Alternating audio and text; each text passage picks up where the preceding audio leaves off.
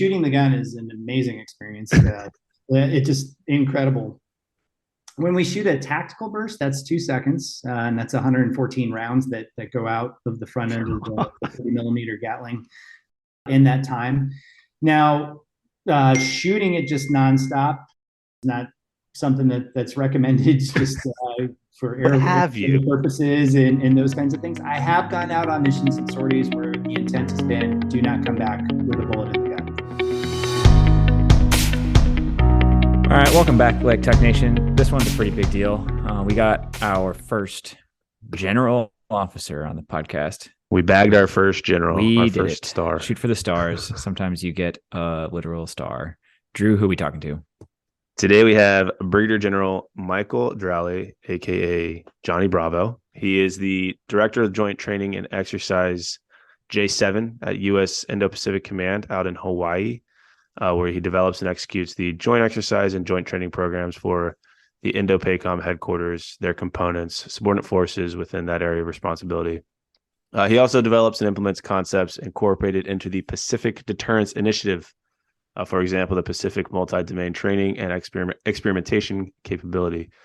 Essentially, he is just having a blast out in the islands. He earned a Bachelor of Science in Engineering from the United States Air Force Academy, which I know triggers those of you who went to West Point, especially Alex.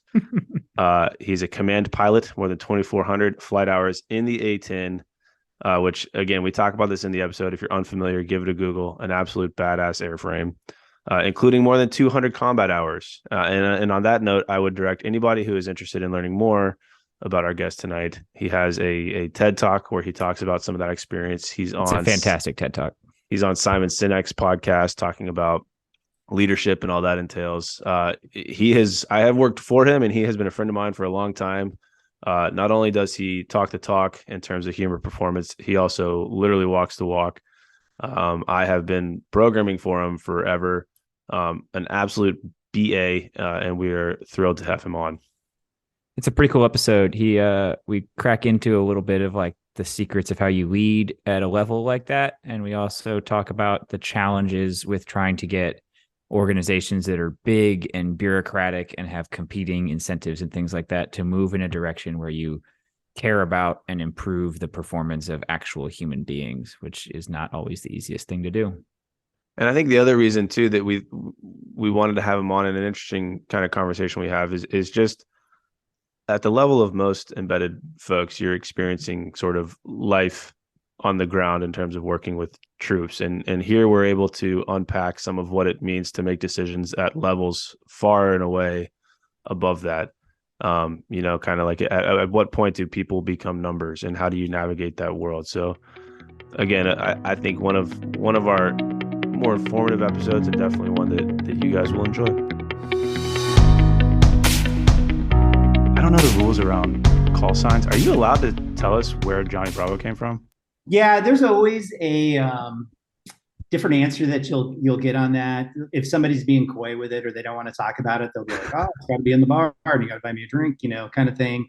Some of them have like less than stellar reasons why you got the call sign, and so sometimes for those, it's they have a cover story for them. It's like, hey, like it means this, but then to the real audience, there's the actual story. Mine's really non-controversial. Like I showed up to Korea in my first A-10 assignment to start flying. Here's where I was kind of an idiot. No idea like where to get my haircut or any of those kinds of things. And so like I went like a month and a half without getting a haircut. And I finally got through my mission checkout, which means you're now a fully qualified, combat mission ready A-10 pilot. So I'm going to be up to get my call sign. And it just so happened it was somebody's Finney flight. And as all the squadron leadership was walking by, I popped off my helmet, and like the hair was just like on fire. It was straight up. It was way out of limits, kind of thing. And somebody was just like, "Who is that?" And they're like, "Oh, that's the new A-10 pilot." And so when I got to the call sign ceremony, there was a bunch thrown around like Elvis. There was Moose, like the Moose product you threw in your hair, and the Jonny Bravo cartoon had just came out on Cartoon Network, and somebody threw that out. And they make you wait in the hallway while they deliberate on what your call sign is going to be. And all of a sudden I hear the room explode. And I was like, well, whatever it's going to be, that's it. And yeah, and so that's how I ended up with it, and it's stuck ever since. It's funny, like even in my new office, I'm dealing with other services and people meeting me for the first time, and they hear Jonny Bravo's the call sign. And then all of them are like, it makes total sense. I'm like, well, what part of it makes total sense? Because I don't think I'm like I'm like the cartoon character or anything, other than the fact that I had a really bad hair day one day. But yeah, that's how it came to be. Do you have? So I have to ask this because, I mean, I know who Jonny Bravo is, like Cartoon Network, but I don't think he's still around as much. Do younger people come in and you got to explain who that is? Yeah. Well, there's a weird, not a weird, but there's a generational gap in there somewhere where people don't like most of the younger. It's coming back in different TikToks or whatever. So Yeah, he's a people, meme I would say, character now. yeah, he's a Is he meme really? character now. Good Yeah. for him. Shout out Jonny Bravo. Yeah. What's really weird or interesting about it is on the Brady Bunch, and I don't even know which Brady was. Jonny Bravo was one of the kids' alter egos, and so like you get a real old demographic, and they think it's a Brady Bunch throwback, and I'm like, no, that's not why I have. Jeez, I didn't Yeah, know he was coming back on TikTok. Good for him. yeah. All right, And yeah, he's a Seth MacFarlane character too. So like any kind of Family that makes Guy. sense. Yeah, yeah. Okay, so I got to ask. I got to throw this out there. This is my first geo question. Mm-hmm. And this is something Alex and I have talked about a lot, something we talked about at work quite a bit. How do you, and I imagine you're very good at this, but how do you get an honest answer from people? Because from my perspective, well, I don't want to say my perspective, but there might be a tendency to be surrounded by yes men. How do you get honest answers? Yeah, that is really tough. I would say what I've discovered is the further you move up the chain, if you want to call it that, getting either honest feedback or unvarnished feedback, or an honest answer, it becomes really challenging because there's risk there if somebody puts it all out and then all of a sudden that's not received well by whoever's getting the feedback or receiving the honest feedback, the honest question, and those kinds of things. I try and, well, I've come up with two techniques. One, I try and foster an environment where it's okay. Like I try and really say like, hey, listen, I want the feedback. And I actually tell folks like, hey, listen, if I don't get the honest feedback here, I'm probably going to be more hurt down the road that I didn't get it than the feelings you're going to save by not giving it to me up front. So that's a big component of it, is saying like, hey, this is a safe environment to provide that feedback. Please let me know if I am messing this up or not communicating it correctly. Like now's the opportunity for us to fix it or address it or any of those things. The other part of it too is I've got to be able to give honest feedback or ask the honest question as well. So if folks don't feel like I'm doing that, it makes them almost more reluctant to provide me with that, because it's like, oh, I'm not getting the same thing from him. And so I try and model the behavior by, if there's something that happened, I'll call somebody in and go like, hey, listen, there's no drama here. There's no reason to freak out, but that didn't go so well. So let's figure out what we can do to improve upon it.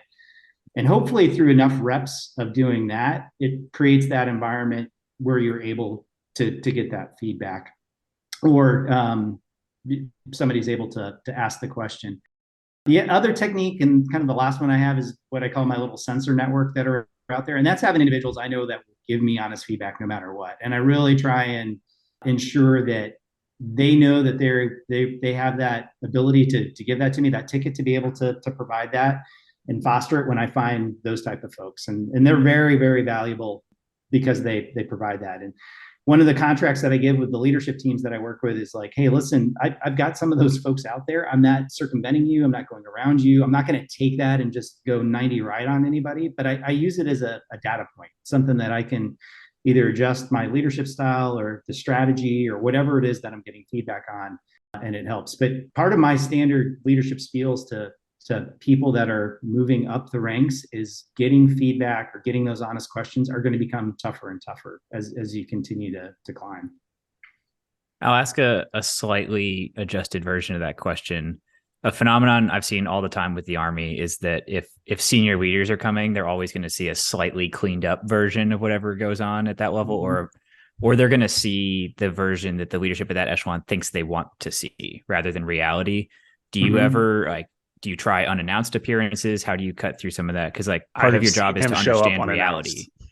unannounced. Yeah, so yeah, I'm giving away some of my tools here, but I'll do it because it's for the greater good. So one of the things that I do as a senior leader is I Hot have takes. time, on my calendar, and I don't have where that walk around time is going to occur. It freaks out subordinate commanders. In fact, like their mind network starts getting energized at that point of like, hey, where's he going? Where's he headed? That's why you got to know the aids and the XOs and everything. Exactly. Like they start he's left the office. But I also try and tell the team like, hey, again, like if I walk in and it's not like a dog and pony show and completely cleaned up and squared away, I understand that, but it's a data point that I'm trying to use to assess, is morale good? Or what's the state of the morale? Is the mission going all right? Are there things that I can help out with? Now, having said that, if I walk into a unit or an organization and the chain of command board is like 3 generations old and the award board has not been updated in forever, it's just got little picture to be announced later type of stickers up there, like that is also a data point that I'll use for feedback, and that is the value of being able to walk around in that. I think the trick is to use that feedback or that perspective that you get in a good manner, and just not cause an implosion unless an implosion is really, really, really called for. I would say the other way that that's accomplished is just really immersing myself in the mission, and whatever the different mission facets are that are out there, even though it may not be my primary mission. So as a Air Force A-10 pilot by background, I get a lot of mission exposure through maintenance and operations. But going up and being in the control tower for a period of time and just hanging out and asking questions like, hey, how do you do your job? How does this work? And that's where you get a lot of feedback as well. But I would say that the Lincoln model of walk around leadership and just going places and picking up the vibe helps out tremendously as far as assessing what the state of affairs are and what you can do to help that out. You ever thrown on some fake glasses and a mustache? No, I've never done the show, Undercover boss. Yeah, undercover. Oh my God, there's no way that's him. I couldn't guess. What does happen occasionally though is I will be doing something in the in APs in the food court, and I'll start talking to somebody and somebody doesn't realize who you are, and that's where you get some feedback too. I was launching out on an A-10 sortie, brand new to a base, and the crew chief who's arming up my aircraft plugs in. He's like, "Hey, did you hear we have a new wing commander?" And I'm like, "Oh, I had. What do you think of him?" Oh no. I quickly, hey, I'm the new wing commander, but. Yeah, so every once in a while you will run into somebody who's not quite sure who you are, and you get feedback that way too. But it's again one of those things you got to try and find it in multiple different places because it becomes a little bit challenging. And I think that's especially today. Do you follow blogs and social media outlets to see what's going on there? Do you do the walk around leadership? How much do you get from your own command team? And I really believe it's got to be a composite picture. You can't just go to school off of one single metric because that's probably going to lead you to a place that you don't want to go. It's really got to be a comprehensive scan to make your assessment of how you're doing or what you can improve on or how the team is doing. So I guess on a similar note, and I think you've touched on this in a couple of different ways, but to ask it directly, just this idea, and I asked this question because I think down the road we'll get into this from a human performance and kind of data standpoint, but separating signal from noise. Tips, tricks, go. Yeah, so that's a really tough one, and I hate to sound touchy-feely about it, but it really does come down to a gut check when it comes to the leadership, the personal dynamics, culture. There is quite a bit of noise out there, and it's the ability to say, okay, is this a consistent level of noise that then becomes a signal? Is this something that's got some solidity to it that I can action off of?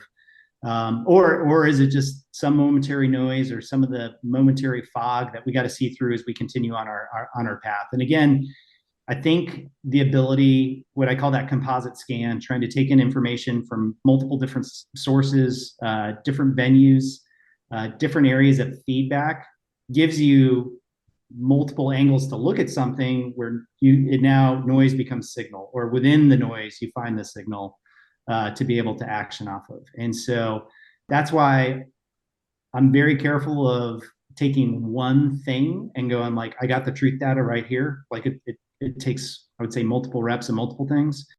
And I'm also very careful. Well, that's the flip side of it too. I'm also very careful of trying to rely totally on that, because a lot of times when you got that feeling in your gut, something in the pit of your stomach, there's something there.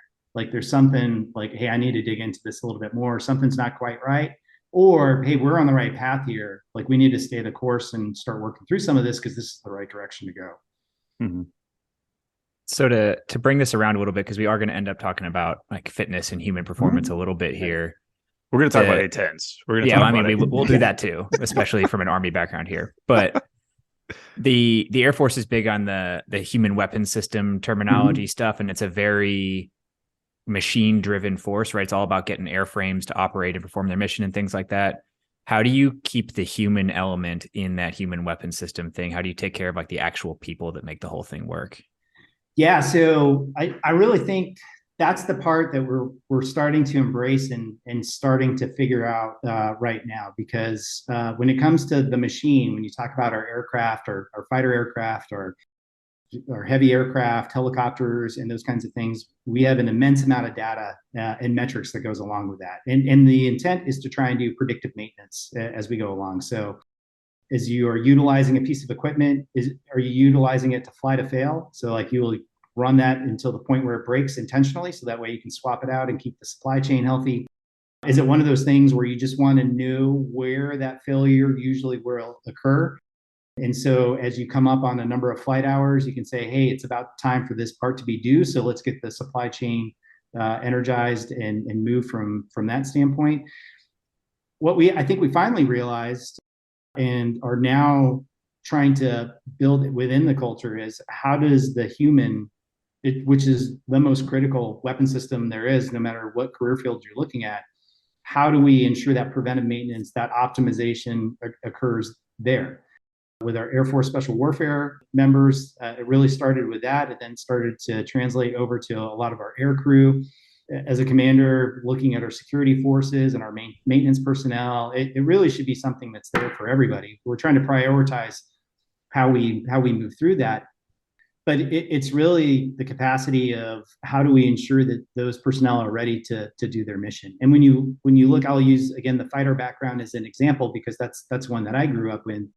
That's an extremely taxing regime that you operate in. You talk about G-forces, the amount of equipment that you have to wear, the duration of the sorties, just even the simple ergonomics of sitting in an ejection seat loaded up with the gear and hunching over to look up through the heads-up display.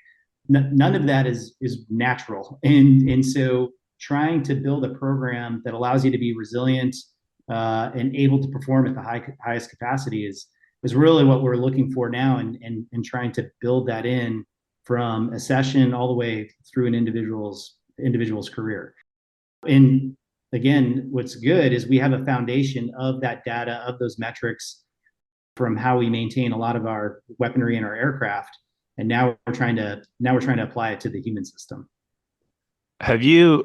So for context, one of the things we've talked about a couple of times on this podcast and with different folks in this space is, I don't want to call it the rise of the individual, because that sounds like a James Cameron movie, but just this idea that you have to start accounting for a lot more things, subjective or otherwise, as it pertains to performance. And so from where you sit, and you mentioned a lot of this, talking about airframes and red, yellow, green systems and go, no goes.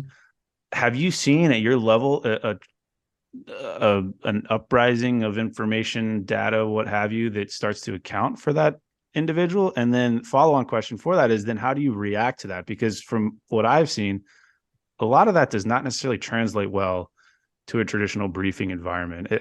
Most folks want black and white answers, and what we're seeing is that this is a very gray space.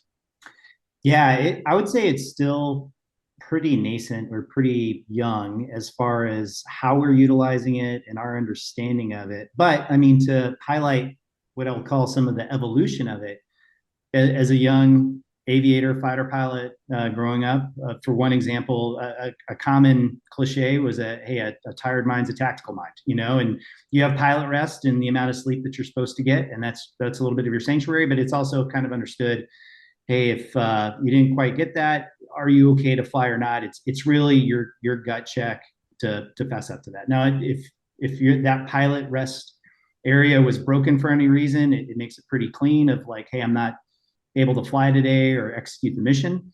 But now when you look at it where you've got either biometric feedback, via a Whoop, a Garmin, or a Roar Ring, or those type of devices, not only do you just have the quantitative measure of the amount of sleep or the amount of rest that you got, but you can really get some feedback and go, I wasn't quite feeling up to snuff today. Now that I've seen the data, it's really reinforcing the fact that I'm not. And should I be going out and trying to pull 9Gs with the condition that I'm in? And now that's taken to the flight brief, and you can assess the risk management and say, hey, I am in this category based off of these factors. Not enough sleep. This is my third sortie in a row. It's over 100 degrees out. And so you can see a lot of those metrics when we've looked back and say where either accidents occurred or near misses or close calls occurred, and how can we assess those metrics and then apply them and how we move forward.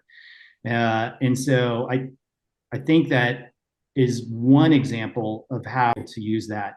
Now, I would say as we continue to evolve, how do we continue to look at critical aspects and go, we don't want just risk mitigation, we want full optimization. Like we want you totally peaked, ready at the top of your game, via breath control, breathing, clearing out the data bank so that you're in the zone, you're in a flow state, all those kinds of things. And I would say that that's the next level that we want to get to. So that way we're not just glove saving, but we're actually knocking balls out of the park.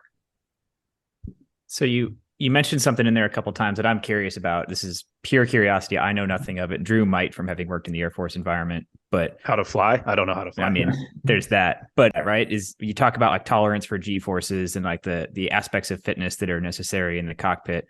I'm going to ask about the rest of the Air Force in a second, but just for the sake of understanding it, what components of physical fitness translate to being able to perform effectively in the cockpit? How do you train for something like that? What influences that?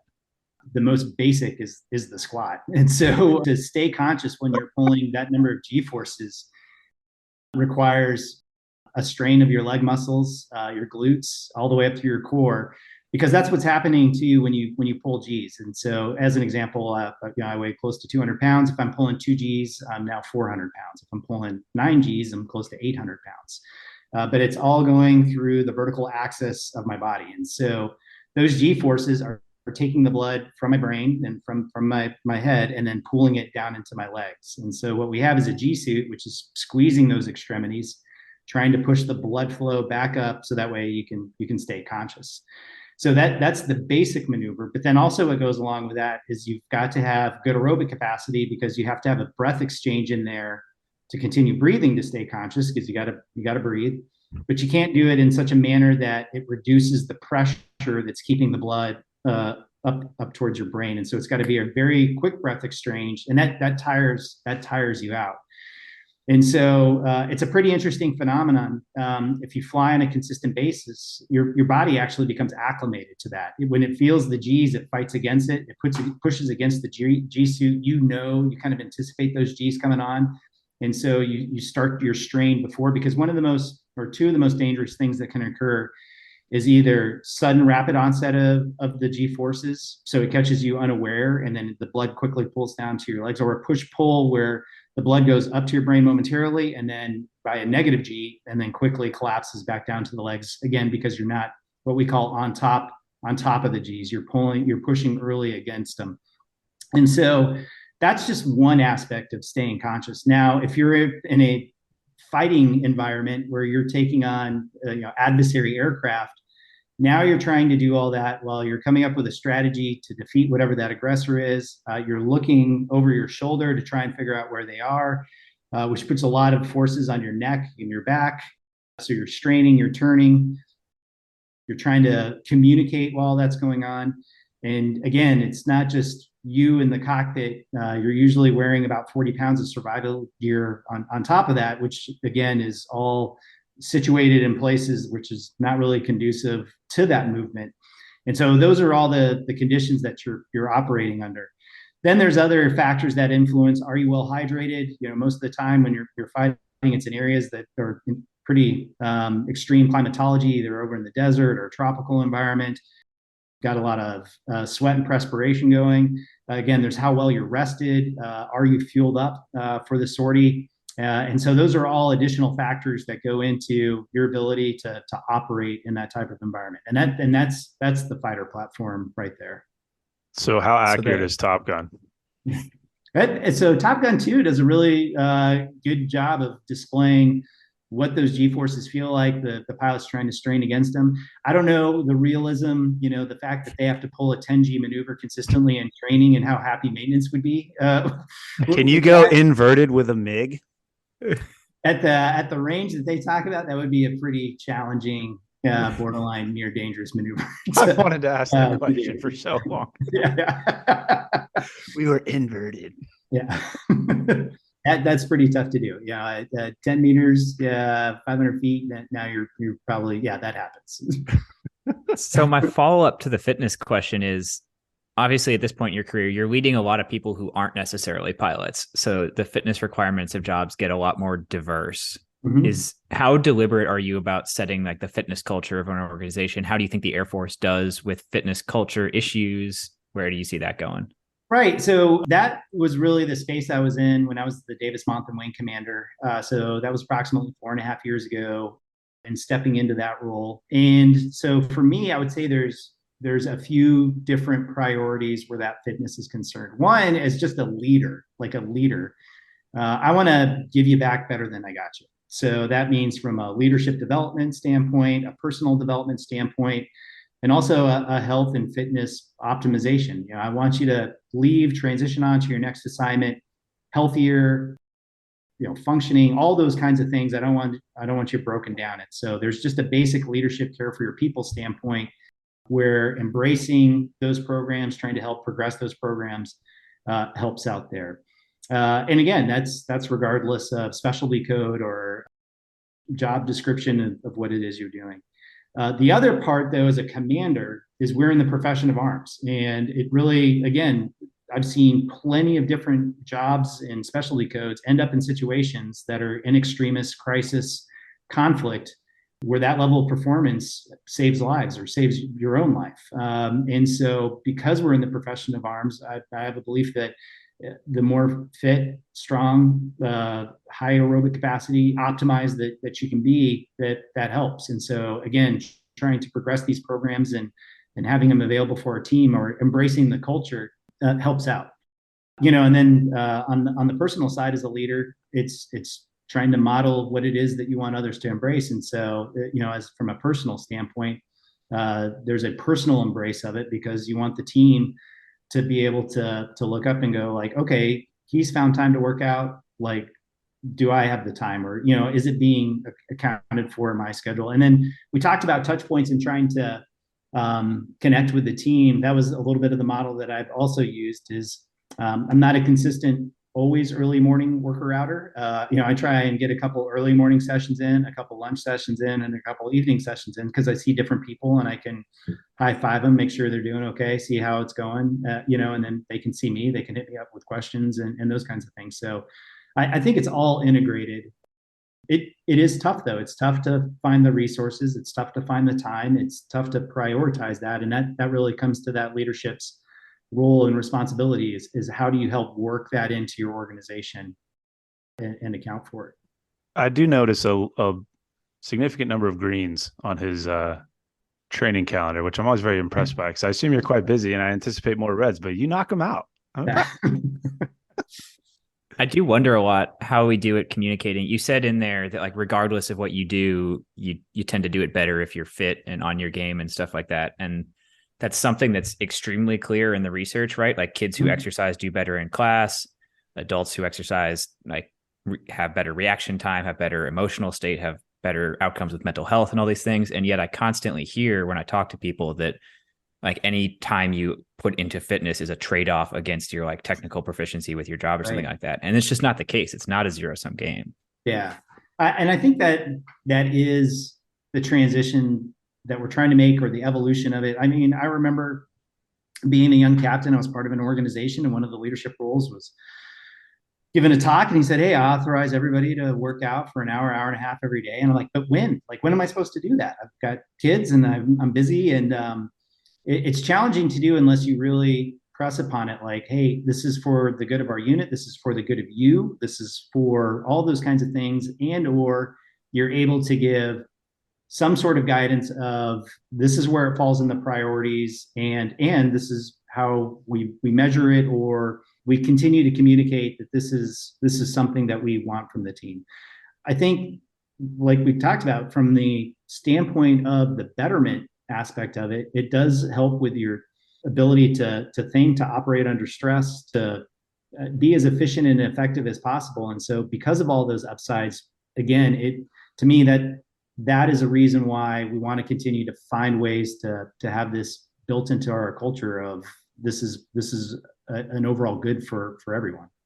So this is more of like a curious sidebar, but has fitness been kind of a mainstay in the pilot community traditionally, or has there been a difficulty translating, like you mentioned, squat, bench, deadlift, whatever, into being in the cockpit historically?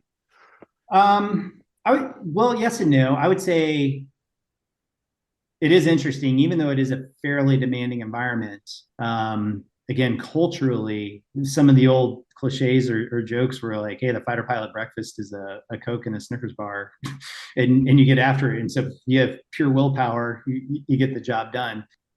I don't think there, until recently, there has been an embrace of, hey, if you really work to optimize these kind of things, one, it gives you longevity. Two, it actually increases the performance.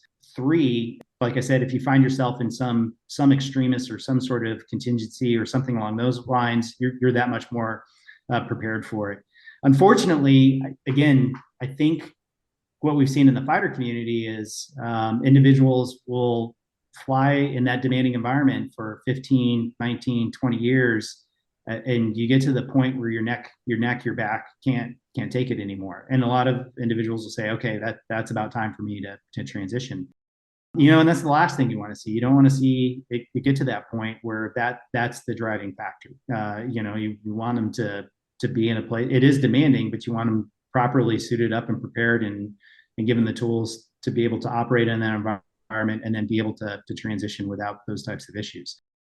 Based off of a lot of the human performance feedback that we're getting and what we're trying to embrace, that's why a lot of these programs, I think, now are catching the momentum that they are catching to help the team be able to handle those types of things. Do you guys, again, another curious sidebar, do you guys crosstalk at all with Formula One? Because to me, that was always kind of the one, a great excuse to go to Monaco, but then like two, a great population of really established physiology and training philosophy that I would think would carry over well to the fighter community. Yeah, I know I can't say with certainty the specificity of where those crosstalks have. I mean, I do know that we've looked at not Formula One, but NASCAR and other high performance type areas to see what it is they do and different systems that they have. I do know that there is a good amount of research doing on what type of improvements can be made and where that comes from. But again, even though there are demanding environments out there, finding one that's as challenging as the cockpit of one of our advanced fighters, that's tough. Like that's just by itself a demanding place to be. But yeah, I do know that there's no shortage of folks going out there trying to find better ways to try and be able to work more effectively in those environments. So we talked the physical fitness one, and Drew kind of alluded to like parallels within the physical performance world. So like to frame this one, fitness isn't just like squat, bench, deadlift, 2-mile run, all that stuff. There's a lot more to being a fit, healthy individual. What do you see as priority components of kind of a more holistic wellness approach to airman human performance? Yeah, I do think it's that composite of some facets of anaerobic strength, the flexity, mobility. So that way you're not blowing something out as you're trying to go through whatever the physically demanding event that there is. Aerobic capacity, as you're able to do those functional movements over time. I would say probably the two challenging components that we're running up against, and there's some progress being made in both of these, but I would say the ones that are the most challenging for the team right now, diet, and the Air Force has got a Food 2.0 program that they're trying to continue to get after that. And then I would say even for me personally, sleep is probably one of the most challenging as far as quality sleep and being able to really take advantage of that, especially when you look at the battle rhythm, 24/7 ops, night flying, deployed environments that aren't conducive to that. That's probably, to me, one of the most challenging areas that we're still trying to work on. So those are the major, to me, those are the major components, and we're, as a team, we got to try and to continue to figure out how do we maximize those. I got to ask you this question, and I could see Alex's face when you mentioned nutrition, because this was something I wanted to walk into your office at Davis-Monthan and ask you this directly, because as an installation commander and one of my, we'll call it my personal vendetta against the DoD, nutrition, huge priority. Everyone knows it's important. Military installations, Burger King, fast food. Can you explain this to me? Well, it's a tough one to explain. I love you start laughing and looking at the ceiling as I'm asking, like, oh God. No, I mean, it is challenging. It's, I would say previously there was not a whole lot of thought given to it. And, the food menus that were provided were more for efficiency than anything else. Like, it's fast food. Here's something that you can get relatively quickly on a break if you need some food. And there was relatively few options. You had your dining facility, and then you had some of those fast food options that were available to you. But I would say, again, I mentioned the Food 2.0 program. That is where they are trying to provide healthier options. I know at Davis-Monthan, when I was the wing commander there, that was an initiative of how can we give more choices with healthier choices and allow airmen, based off of the means that they have, the ability to go to all those places where it's not challenging, just to say, hey, within my budget and the time that I have available to me, it leads to a fast food option. That is whether it's via the dining facilities, some of the other food options that are available on base. What they're trying to move toward is to provide that. Yeah, I think if we could go back in time and start, from the basics and then move on forward, it would be like start with the healthy options, and then that becomes a treat, a fat, just a, hey, I got to do it right now for time's sake, or those kinds of things. But the way that it evolved, it was really, hey, there's a quick option, and then there's your dining facility option. I would say it's encouraging today that we're looking at programs that provide more than that, and then hopefully the next step after that is where you really get that personalized approach, much like you do with the workout program or something along those lines, saying like, hey, based off of what it is you do and where you're going, here's how you properly fuel for the day, and here's the options that are available to you. So kind of on that same line of thinking, because we've touched on this, like fitness is a priority for you. I know that personally as the one who tells you what to do, but also as a leader, it's a big priority for you. So from where you sit, what is kind of your biggest hurdle in getting that message out to your folks? Is it the system fighting against it? Is it sort of just society in general, what we're dealing with? Like what like grinds your gears when it comes to getting folks to buy into that? Well, I would say there's a few different challenges. The initial one on the accession, the force that we're getting in today, the talent pool that makes its way into the military is not as fit as it used to be. So that's a challenge for the recruitment process and who joins the military and whether they meet the physical standards to start from. I know the Army is working on a program to try and almost provide prep prior to the accession to get them to standards to help out with that. I think the Air Force is starting to look at similar programs as well, because that's just the state of affairs of what that demographic looks like today. Once you get in, it becomes the question of how much experience, how much fitness, dietary, good, healthy habit experience do those individuals have? How can we train them up? I mean, some of the challenges I would say as a member is now fully into the armed forces and now doing their job is twofold. One, we talked about earlier, it's tough to convey the prioritization when you look at somebody's job jar and all the things that they have to do. Like I can stand up and say, hey, it's a priority. But when you say it's a priority, that means that choice is involved. So what is being deprioritized to allow that to be a priority? You're telling somebody, I want you to do this, which means you also need to tell them, I don't want you doing this other thing. And that's challenging when you look at the expanse of work it is that we do in any given day. Like it's a very busy, demanding job for good reason. We're all type A personalities and we're all trying to do a good job. And it's a challenge to say, I want you to do this other thing, because the common tendency, at least I know it was for me, would be to say, okay, I need to squeeze that in and not knock something off to account for it. And that is a leadership challenge, to be able to say, I want you to prioritize this. And I need all the other leaders to go out there and account for, what is not going to get done or what doesn't get done to the extent it usually gets done, to account for that. The other thing is the resources are tough for it. It's a pretty resource constrained environment right now. The services are going through modernization and personnel programs and those kinds of things. And trying to find the money to be able to do it right is not the easiest thing as well. And so that's the other leadership aspect in trying to account for the resources and ensure that it's fully resourced the way that it's supposed to be. That's just a challenge. And I know a lot of good leaders and commanders are out there that is what they work on and what they advocate for, but that's just the nature of what we're in right now and what you're up against when you're trying to provide this for the team. So when we talk about resource constrained environments, when we talk about accomplishing the mission regardless of what's out there, all those kinds of things, it always comes back to the same buzzword. So I'm gonna ask you, from your perspective, what readiness actually means for the organizations you lead. Yeah, well, I'll start with the gut feeling first. And I use this example when I'm in my leadership roles is, if the flag goes up for whatever that next crisis, whatever that next conflict is, and that airman, that soldier, that rifleman looks at themselves in the mirror and says, I'm not ready for this, like that's the ultimate test. If they just go, I am not prepared for this. Some of it goes like, do they have the right equipment? Are they packed up? Is their training adequate?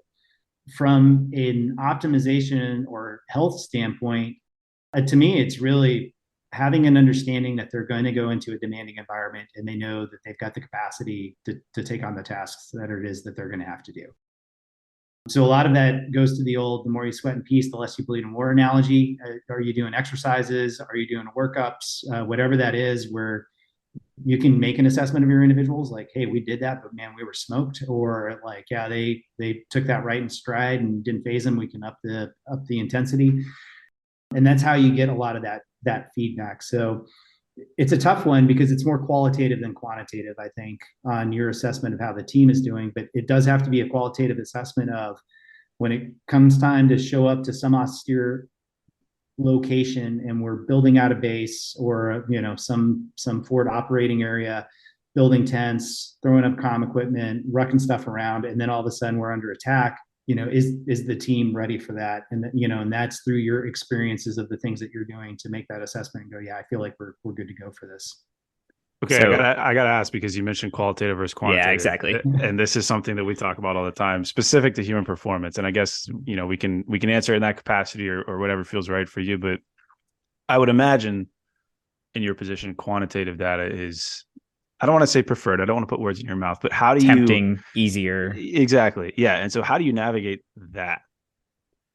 Yeah. So I use a trust but verify. So I like the quantitative data. Like, it tells me good things. It gives me good indicators, but I also want to get eyes on and see for myself. Like I'm a big believer in that, of show me the vignette. Let me go out there and actually see this in action, to either confirm the data, ensure that the data is telling me what I think it's telling me, because sometimes the numbers can paint a picture that's not accurate.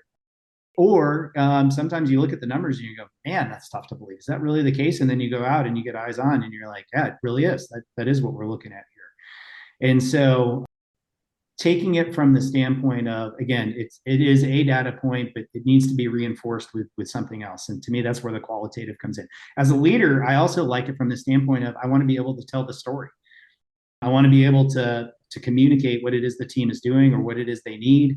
And so that the data helps with that. And then the eyes-on experience also helps with that. And so that the two really go hand in hand. And so that's why it can't totally be one or the other. They both are mutually supportive. Like you said, it can be really easy to gravitate to one or the other. You can go to the quantitative data and go, I got the answer here. The numbers are telling me this. Much like you can go, like, I saw this one scenario, and that becomes your qualitative story, but that may not be completely accurate based off the quantitative data that you're getting. I love that. It rings true with a lot of stuff we've had conversations about before on previous topics, talking about human performance data. This next one's going to be a little bit of a detour, but I have to ask it as like an Army guy talking to an Air Force guy, and particularly an A-10 guy. You've talked about resource-constrained environments. There's been a lot of tension around the A-10, especially 2 years ago, but continuing now. The message has been that the Air Force wants to retire it. You probably have plenty of awareness that ground troops absolutely love it. It's legendary. The money gets tied up in local politics. Now we've got Ukraine, where like suddenly there's like a tank killer mission kind of thing on the horizon. How is all that playing out from your perspective as an A-10 pilot who's probably got a little bit emotionally invested in the future of the platform? Just a little bit. What I would say about the A-10 is it's not just the platform or the capability. And I mean, and the plane is amazing. It's a joy to fly. It's great from an airmanship and aviation standpoint.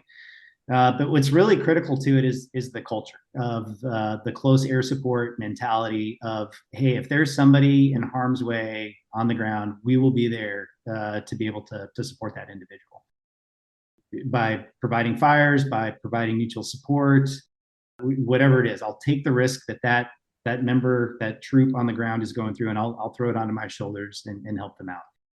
And you don't only just see that with the A-10, you see it in the air-to-air community.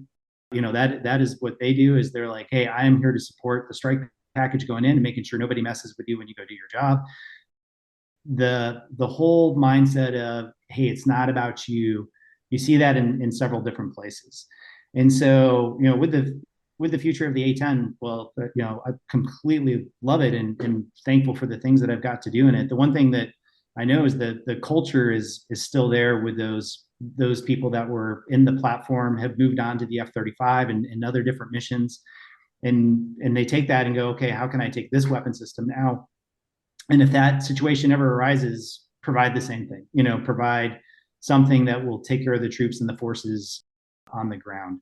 And so, it's a challenging environment when you look at the outlook right now, whether that's resources, whether it's the strategic environment, Pacific, and the distances and the threats that are associated with it. And so it means that there's tough decisions out there. But at the same time, I think what gives me security and peace of mind is that, I know the team that's out there totally embraces the responsibilities that they have, the mission that they have. That culture is there, and they're phenomenal people and warriors. And because of that, I have total faith that they'll always be there to take care of the team.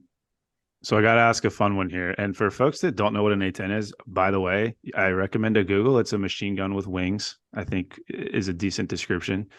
Was there a time in your training pipeline where they just got on comms and were like, you can go full auto now on the gun for fun? And how was that?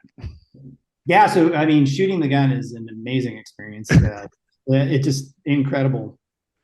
When we shoot a tactical burst, that's 2 seconds.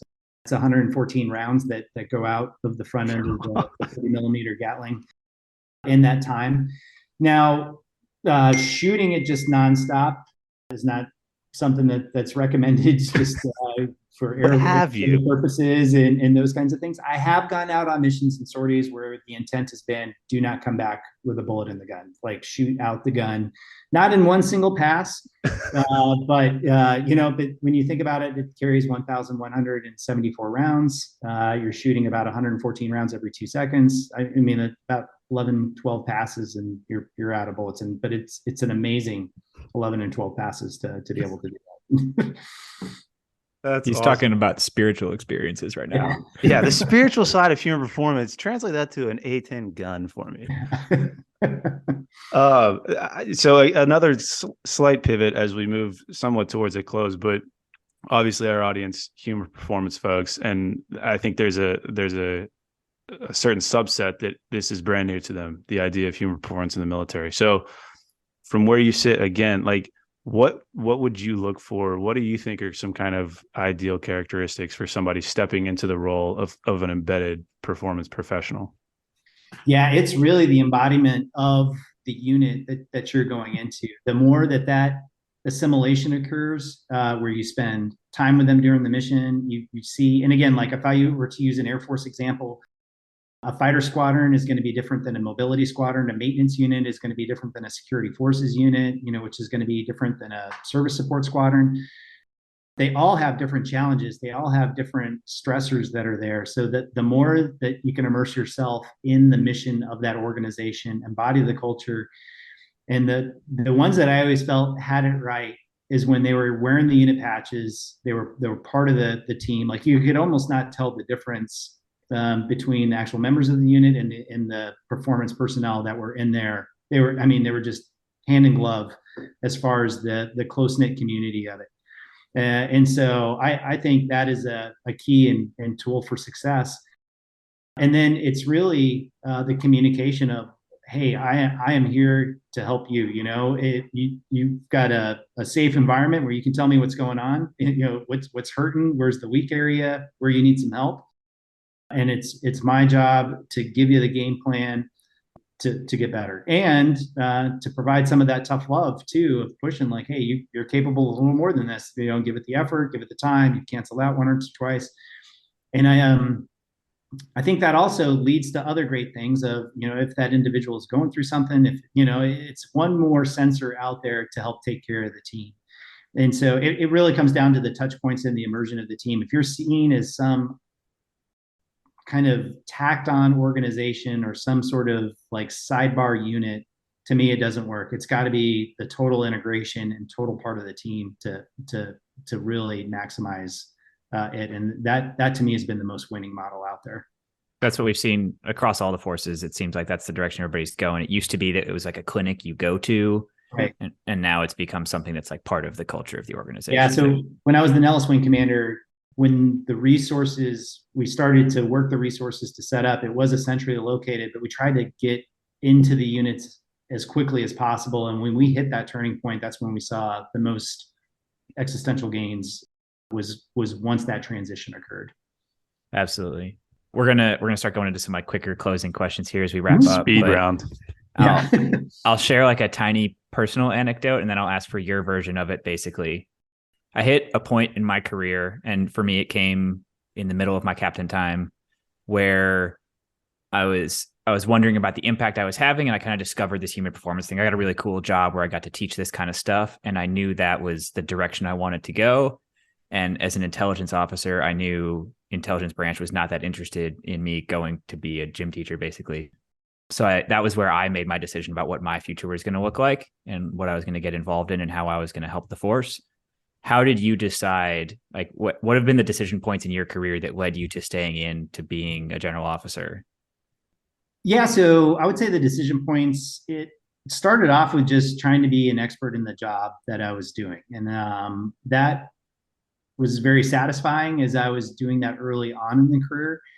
And then I would say it was around the 10 to 12 year point where the leadership aspect of it becomes more and more important. And as I started to study the leadership dynamics and those kinds of things, there was really a passion of, if I can develop my own leadership skill, I can help others. Then it became, if I can help other leaders develop, that helps others help others.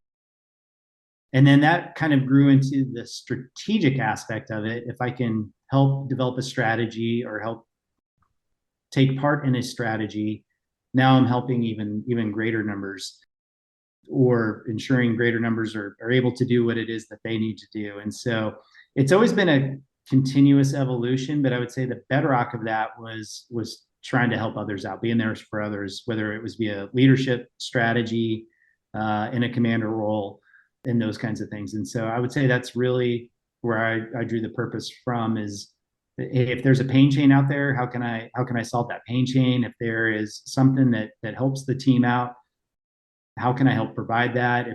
If the mission is important, how do I ensure that we're successful at that? And that's really, I would say, what gave me my drive to continue. And it's not an easy process. I think we all, I tell folks that I have the chance to serve with, and when I'm a commander, is like, hey, if you are not questioning yourself of, should I transition on to either civilian sector, if you're active duty, transition to the Guard or Reserve, if you're at retirement, think about retirement. That is a healthy thing to assess, whether like I'm going to continue on, because this is not easy. Like the work that we do is not the easiest thing that we do, and transitioning is not easy. That is a very scary step to take because it's an unknown world. It's a different construct. What is it that you want to do? And the thing that I try and tell people is, one, you're not healthy unless you're thinking about both aspects of that. And there's some fear associated with both aspects of that you've gotta embrace. And that's also why as a leader, I never look at it as a derogatory decision. In the Air Force, sometimes you hear cliches of, oh, he's punching, he's pulling shocks, he's getting out. I'm like, those are no-go terms to use with me. It is transition, separate, or retire, like when it comes to the service that somebody's doing. And then as they're doing it, again, my mantra is, let's give them back better than we got them. How can I make you as successful as possible at Act Two, whatever that is? And so it's not the easiest thing to figure out. I mean, when it comes time for me to make that transition, like I'm going to be freaking out, and it's a challenge. But what I can tell you is finding that purpose or finding something is my hope, whatever organization that is in the military, or when it's time to transition on to something else. So as a follow on to that one, and this is me guessing, but I would imagine the jump from 06 to 07 is a big one in terms of your world kind of opening up. As you stepped into that role, who or what were some of the key leaders or key inspirations that you looked at to kind of form your philosophy as you put on the star? Yeah, there's a number of them. And I would say that the common theme between all of them is authentic leadership. And so when they reached those general officer ranks, even though they had tremendous responsibility and span of control, they were still very authentic in who they were. It wasn't like all of a sudden you felt like you were getting a different person. Yeah, they had a lot of influence. They had quite a bit, large staff, large organization that they were in charge of, but they still had their core beliefs. They still communicated authentically, and to me, those were the models that I looked up to. One of them just retired recently, General Harigian. He was the safety commander. He was the A-10 commander when I was there, and he was really the pure embodiment of just an authentic leader. Knew what he believed in, would challenge thinking, challenged his own thinking, and spoke, in a way where you knew the person you were talking to, what you saw is what you got. And so that's what I've always really tried to emulate as well, as far as how I conduct myself. I don't know how much you're flying anymore at this point in your career, so I got to ask, Yes. what point in your career, what rank or what position was the most fun? Yeah, that's a challenging one. There's different highlights kind of at each level. In that captain majors, you're at the top of your game. You're really an expert in the weapon system that you're at, and it's almost like you are thinking something and executing it. It's like the most pure flow state there is. When you're in a squadron commander type role, which is you're in charge of about 100 people, it's like the right tribe size dynamic where you still have a very close knit group, but at the same time, you have the ability and the span of control to change things. As a wing commander, now you really have the ability to solve problems and move the ball forward. And so being a wing commander was a tremendous role. So there isn't one that is just like that was it. That was Nirvana. At each stage, there's been a different level of satisfaction that goes along with it for different reasons.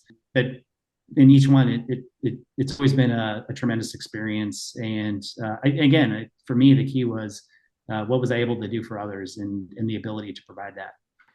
So you're saying if you woke up, put on your uniform, and you had all the rank insignia in front of you, and you could choose one for the day, you wouldn't be able to do it?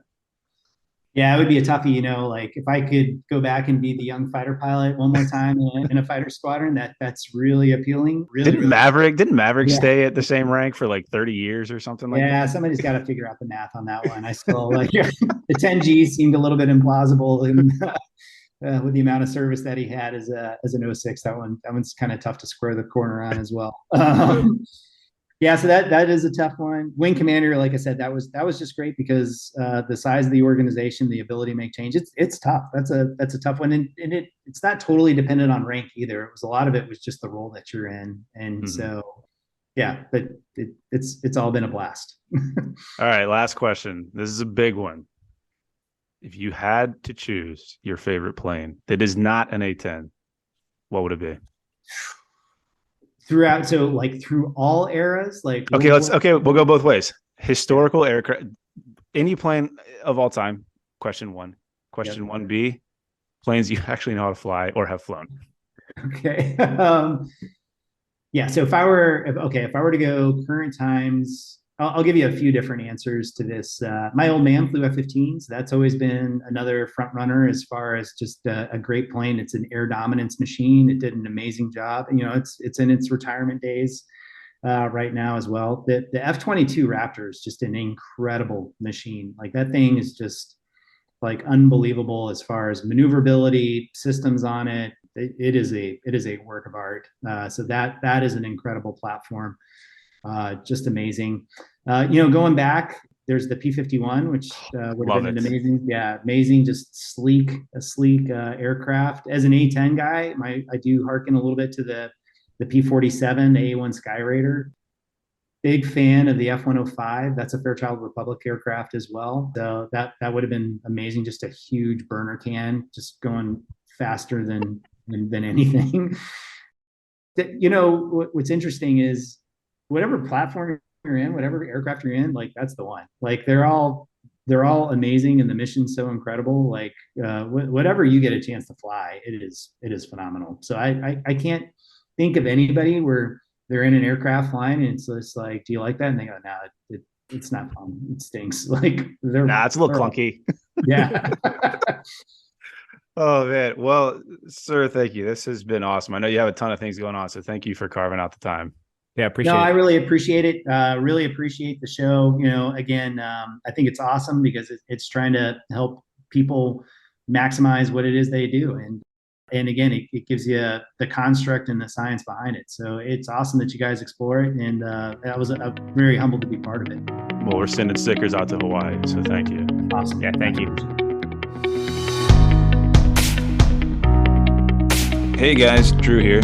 Thanks for listening to the episode. If you found it useful or enjoyed the conversation, we'd appreciate you giving us a review on the podcast platform of your choice. You can also give us a follow on the Mops and Mo's Instagram. And if you'd like to reach out, send us a message on Instagram or shoot us an email at mopsinmos@gmail.com. Thanks.